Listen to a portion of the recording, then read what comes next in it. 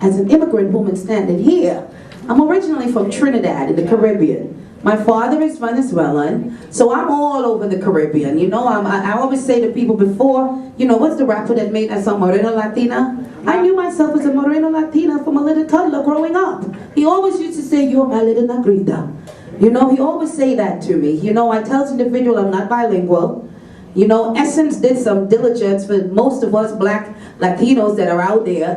You know, Essence had a wonderful article talking about, you know, the black Hispanics in the black community.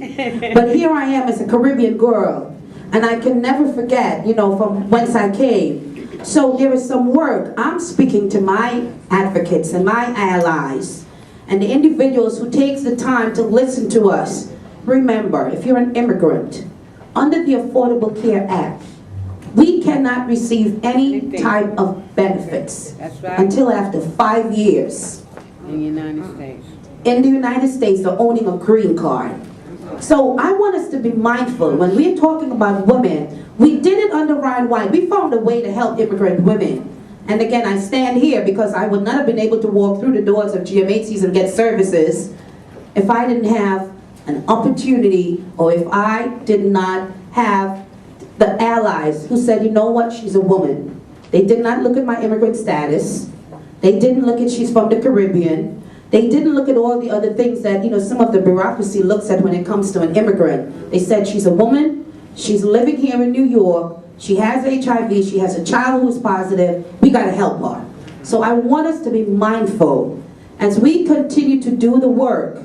And I thank the President of the United States. I always, you know, I tell people, I said, look, I'm 46 today, and I've never voted in my life. When I left Trinidad, I was 16, so I was not at the legal age to vote.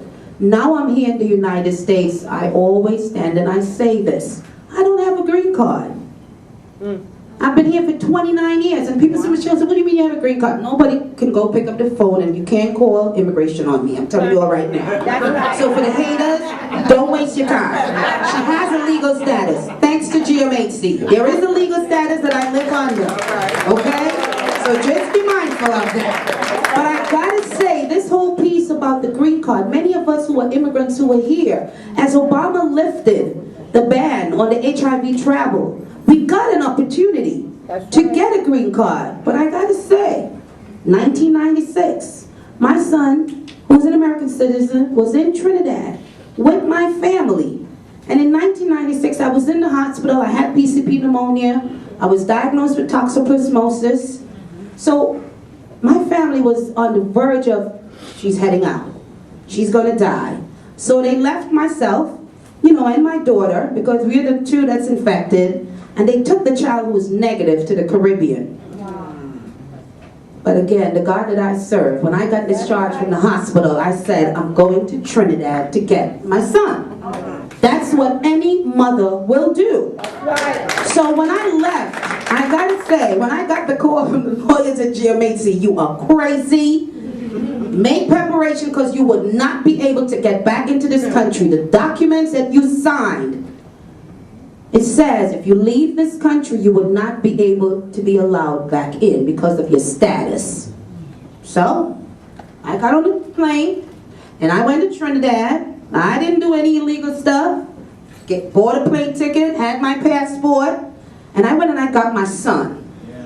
And 2 weeks, I got back on a plane, and I landed at Kennedy Airport. And I gave him my passport, and I was allowed back in the country. So I didn't do anything illegal, but people, I would share it. I have a penalty against me now. So I'm having a barrier to get this green card. So the same American citizen kid that I went and I picked up, literally, weekly, he's on the phone fighting with INS. So he could get an appointment for his mom to get the green card. And I gotta say, last week I looked at him and I said, son, let me tell you something. It's been 29 years. Right. And if God says she's to get the green card, you're gonna get the green card. But if he says I'm not to get it, guess what? That's his doing. So whatever it is that my Maker have in store for me, as the days goes by, I have a roof over my head. I continue to be able to help the people in the community, because I know of the hundreds and hundreds of Michelle Lopez's that are still out there. I can get someone tested today At my clinic now, where I'm the director of HIV programs, I can get them linked into care because what I'm doing, I have integrated. As you test, you know your status, you are linked right into care on the premise. I even have Hep C screening going on at my facility because now we have rapid Hep C testing. So I'm testing individuals. As I get the diagnosis, I have the providers and I'm linking them into care. My work will continue. If you don't have any health insurance, I never thought I would have said this publicly, but if you want to be positive, my God, be positive in the state of New York. Because we got the services. Services has been cut. Many of the organizations have lost funding. But I'm yet to hear of an agency that turned someone away. I haven't heard of it. I haven't heard of any of our organizations who have lost funding that turned someone away. No. So we continue. We continue to do the work that we have been set out to do. I continue to thank each and every one of you. I do want to be mindful for the other guests that are coming up here to speak because we do have some fierce speakers. But I thank you all again. And I continue to encourage each and every one of us as we see the opportunity to collaborate. We are filling in the gaps. There are gaps in services, and we still need to be able to carry out these services. And for those of us who continue to do it, I ask God to continue to bless you. Thank you very much, and have a wonderful afternoon.